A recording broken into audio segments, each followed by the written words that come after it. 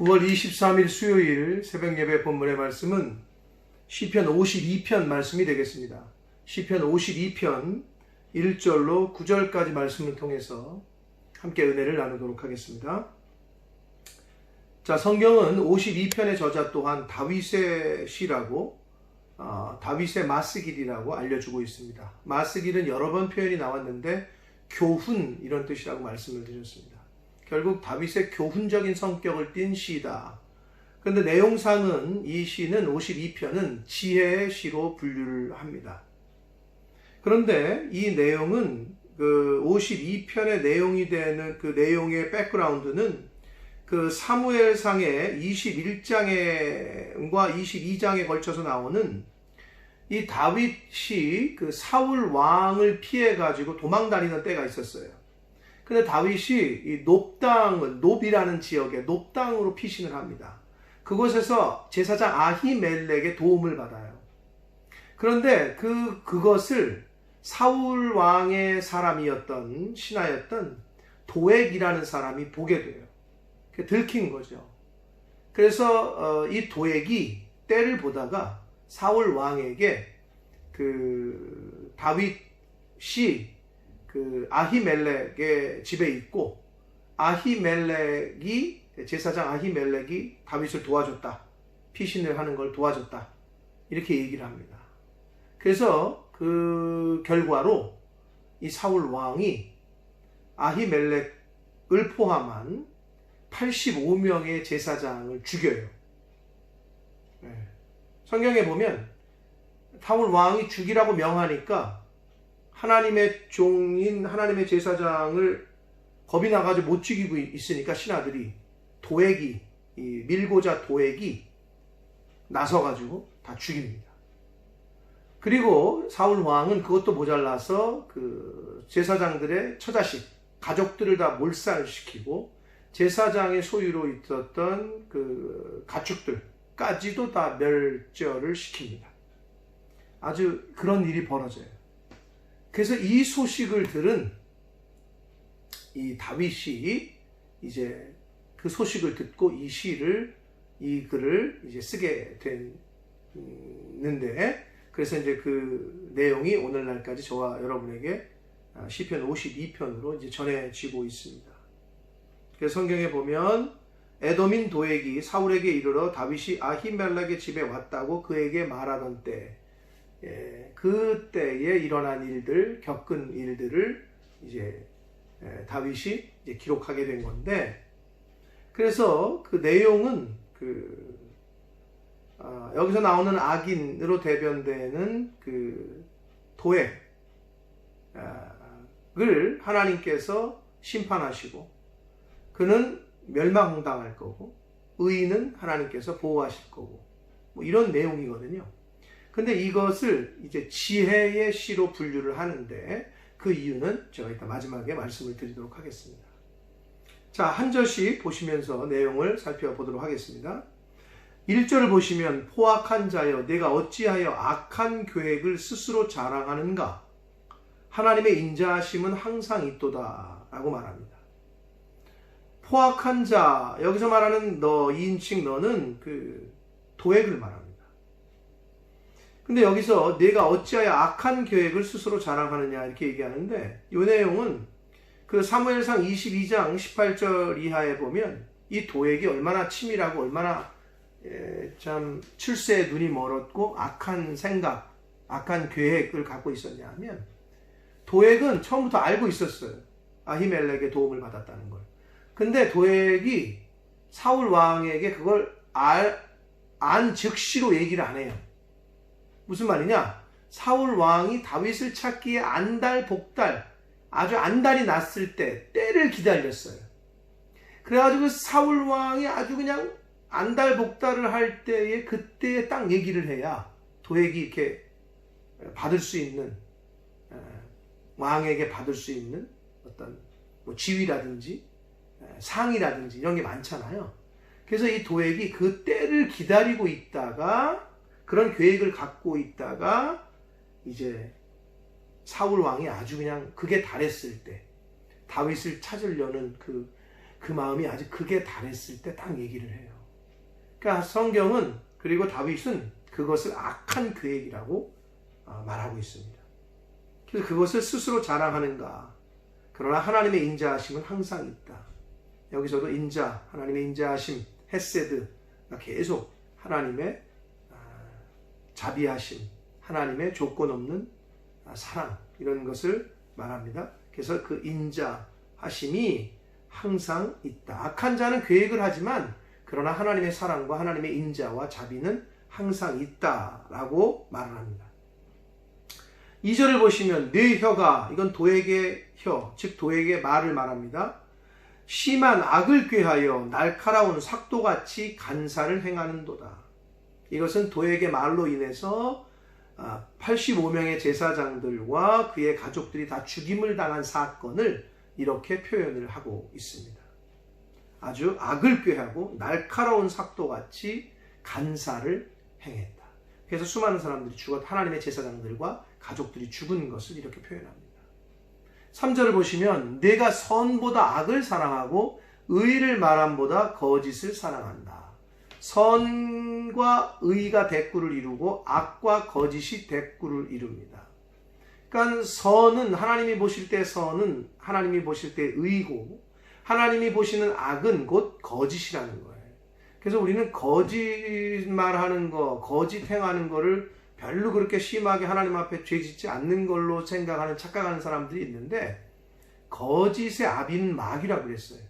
그래서 거짓된 말과 거짓된 행동은 우리가 멀리 해야 될 것 중에 1번이라고 보시면 됩니다. 우리의 일상생활 가운데 아주 심한 악이에요. 악에 속한 거예요. 그거는 사람 죽이고 도둑질하고 이건 악이라고 생각하는데, 사람들이 거짓말하는 거는 뭐 좀 괜찮지 않나? 그렇지 않습니다. 그렇기 때문에 하나님 앞에서 거짓말과 거짓을 행하지 않도록 우리 자신을 늘 살피고 힘쓰고 애써야 됩니다. 근데 도액은 선과 의를 행하기보다 악과 거짓을 행하는 것을 사랑했고 즐겼다 라고 말합니다. 4절을 보시면 간사한 혀여 너는 남을 해치는 모든 말을 좋아하는도다. 결국 도액의 말로 인해서 85명의 제사장들과 그 가족들이 죽임을 당한 것을 상기하면서 이렇게 말하고 있습니다. 5절을 봅니다. 그런즉 하나님이 영원히 너를 멸하시며, 도액의 멸망을 이제 하나님 앞에 또 간구하면서, 그리고 확신하면서 악인은 하나님이 멸하신다는 그것을 선포하는데, 하나님이 영원히 너를 멸하시는데 너를 붙잡아 내 장막에서 뽑아낸다. 그의 어떻게 보면 그 가문에서, 가족에서, 이런 표현도 되지만 그가 거주하는, 그러니까 이 땅에서, 살아있는 땅에서, 장막에서, 그 사람 도액이 있는 그곳에서 뿌리채 뽑힌다, 이런 말 하잖아요. 그러니까 완전히, 그리고 영원히 완벽하게 멸하신다는 거예요.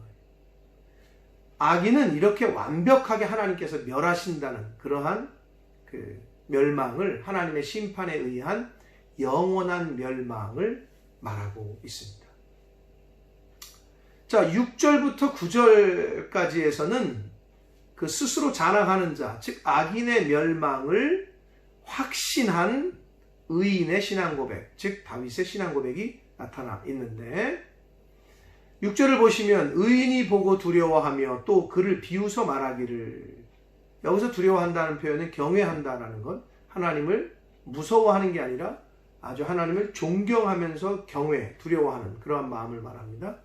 자, 경외하며, 그리고 그를, 즉 악인을, 구체적으로 말하면 도액을 비웃어 말하기를, 이 사람은 하나님을 자기 힘으로 삼지 아니하고, 중요한 말씀이 나옵니다. 7절에 하나님을 자기 힘으로 삼지 않는 사람이 악한 사람이라는 거예요. 또 어떤 사람이 악한 사람이냐? 오직 자기 재물의 풍부함을 의지하며 자기의 악으로 스스로 든든하게 하던 자라 하리로다, 이렇게 말합니다. 자, 도액이 그러한 사람인, 악한 사람의 지금 어떤 상징으로 지금 여기서 얘기하고 있는데, 이건 오늘날에도 어떤 사람이 악한 사람이냐? 어떤 사람이 하나님의 심판을 받아 영원히 멸망할 자냐? 하나님을 자기 힘으로 삼지 않아. 즉 하나님을 믿지 않고 그 하나님을 섬기지 않고 하나님이 나를 도우시는 자로 인정하지 않고 하나님이 나를 돕는 자라는 것을 인정하지 않고 재물을 의지하는 자, 자기 재물의 풍부함을 의지하는 자, 그 사람이 악한 사람이라는 거예요. 또한 하나님의 심판을 받아 영원히 멸망당할 사람이라는 거예요. 세 번째는 자기의 악으로 스스로 든든하게 하던 자. 악하게 해가지고 어떤 돈을 빼앗고, 악하게 해가지고 자리를 빼앗고, 악하게 해가지고 명예를 빼앗고, 이 세상의 것들을 취하는 자. 그 자신의 악이, 그 자신의 힘이, 자신의 재물이 자기를 지킬 거라고 생각하는 자, 자기를 든든하게 해줄 거라고 생각하는 자, 그 사람이 악한 자요, 그 사람이 하나님의 심판을 받아 영원히 멸망받을 자라고 말씀하고 있는 것입니다. 8절을 보시면 그러나 나는, 다윗은, 즉 의인은 하나님의 집에 있는 푸른 감람나무 같으며, 시편 1편에 나오는 시냇가의 푸른 나무는 그 잎사귀가 무성하고 마르지 아니하고, 이러한 그 시냇가에 푸른 심겨진 나무를 연상하게 하는데, 푸른 감람나무, 근데 하나님의 집에 있는 이라고 말하고 있어요. 그 결국은 하나님의 집 밖에 있는 나무는 푸른 감람나무가 열매가 풍성하고 푸르른 나무가 안 된다는 거예요. 결국 예수 그리스도 안에 있을 때 인간은 하나님으로부터 공급을 받고 영원히 소송케 되는 은혜를 입는 것이지, 밖에 있으면, 여러분 집 나가면 고생이라는 표현하죠. 집 나가서 맛있는 거 많이 사 먹고 여행 가서 좋은 거 많이 먹고 그러면 좋을 것 같은데, 여행 갔다 들어오는 사람들 보면 왠지 얼굴이 수척해 보여. 그래서 또 집 나가면 고생이라는 말이 있어요. 똑같습니다. 영적으로 볼 때도 하나님의 집에 있어야 푸르러요. 그래서 풍성해요. 그래서 공급을 받아요. 하나님의 집 밖에 있으면, 그리스도 안에 있으면 풍성하지만 그리스도 밖에 있으면 뼈가 마르고 심령이 상해요. 즉 그런 말씀을 하고 있습니다. 그러나 자신은 하나님의 집 안에 있는 푸른 감람나무 같다는 거예요. 근데 여러분, 다윗이 이거를 쓸 당시에는 왕이 되지도 않았고, 그렇게 주변의 자기의 상황이 형통하지도 않을 때예요. 그런데 믿음을 갖고 그렇게 확신하고 있는 다윗의 신앙을, 믿음을 엿볼 수 있습니다.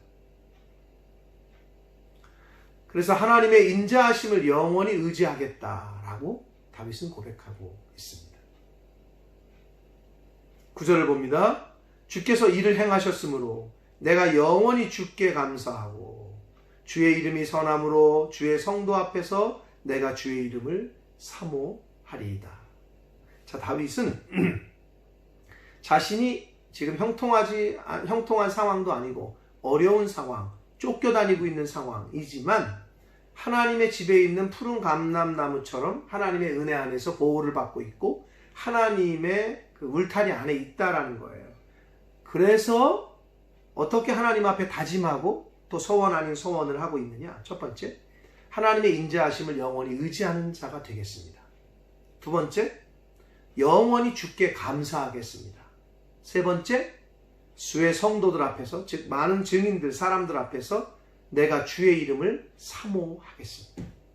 이 세 가지를 하나님 앞에 결단하고 결심하고 약속하는 그러한 말씀이 8절과 9절에 기록하고 있습니다. 사랑하는 성도 여러분,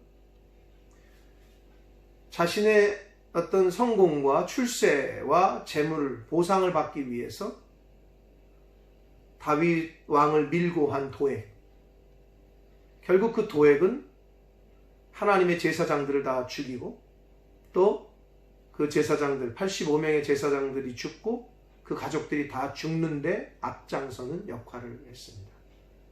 악한 일을 한 사람 중에 악인 중에 악인이죠.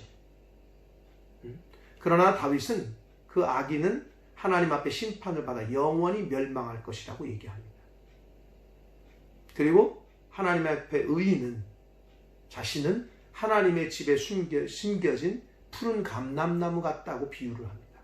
이건 다윗의 신앙의 고백이었고 믿음의 확신이었습니다. 아직 그런 상황은 아니었습니다. 환경적으로는 여전히 도망자였고 여전히 한 치 앞을 못 보는 그런 상황이었습니다.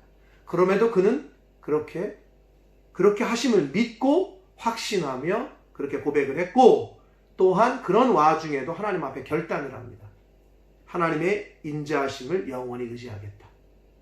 내가 영원히 주께 감사하겠다. 내가 주의 이름을 영원히 사모하겠다.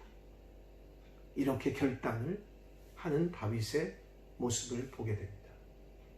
사랑하는 성도 여러분, 이 세상에는 악한 사람이 너무 판을 쳐요. 그리고 그 악인이 때로는 출세하고 성공하는 것처럼 보여요. 그러나 오늘 다윗이 고백하고 성경이 우리에게 교훈하고 있는 대로 악인은 하나님의 심판을 받아 영원히 그리고 반드시 멸망받습니다.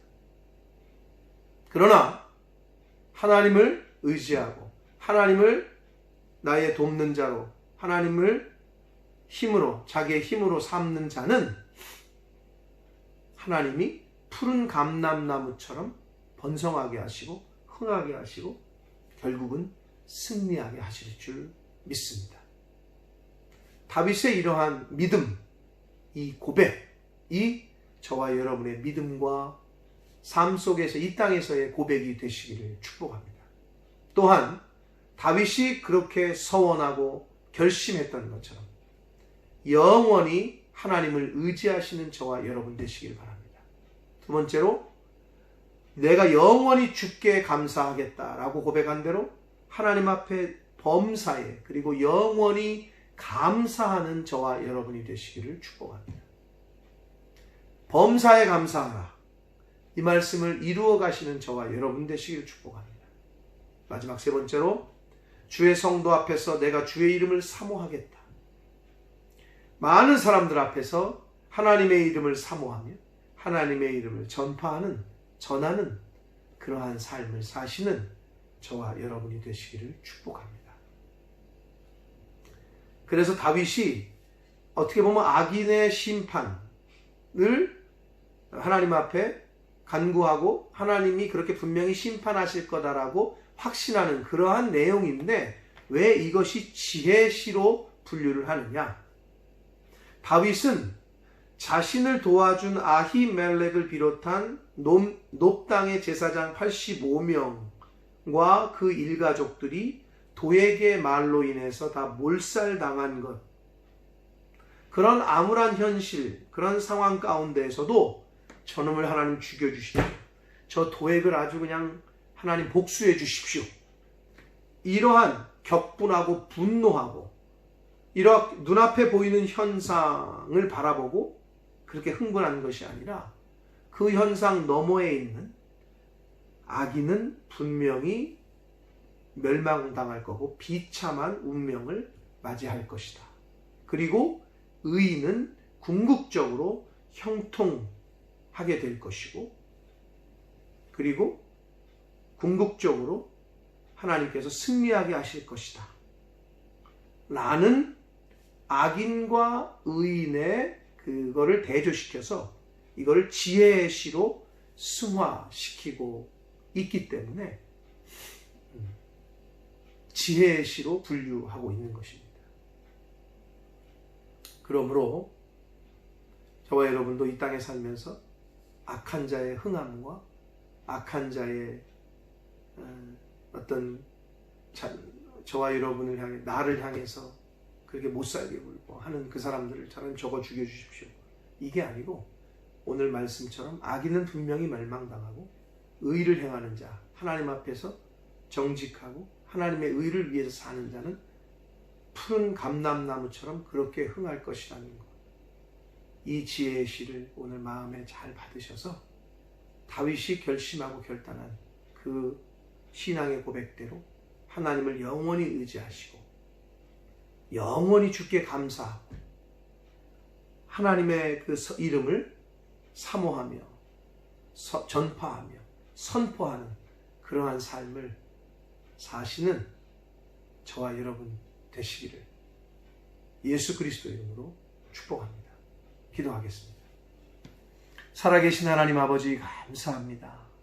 오늘도 새날 주시고 하나님의 은혜로 생명 주시고 하루를 시작하며 하나님의 말씀을 전하고 듣게 하시는 복된 은혜를 주셔서 아버지 감사합니다. 아버지 오늘 시편의 말씀을 통해서 악한 자는 궁극적으로 멸망당하고 의인은 궁극적으로 하나님께서 보호하시고 번성케 하시고 승리하게 하신다는 그 오늘 다윗의 시를 통한 교훈과 가르침을 가슴에 새기게 하셔서 아버지 의인이 판을 치고 악인이 판을 치고 악인이 나를 못살게 하고 힘들게 하는 그러한 상황을 만나더라도 오늘 지혜의 시로 주신 이 말씀을 기억하여 하나님을 의지하는 자, 하나님 앞에 범사에 감사하는 자, 하나님의 이름을 사모하고 전파하는 자, 다윗의 결심을 나의 결심으로 삼아 하나님이 주시는 생명 있는 동안에 그 결심한 대로 살아가는 하나님의 백성들, 하나님의 자녀들 저희 모두가 되도록 주여 은혜 내려 주옵소서. 예수 그리스도 이름으로 축복하며 기도 올려옵나이다. 아멘.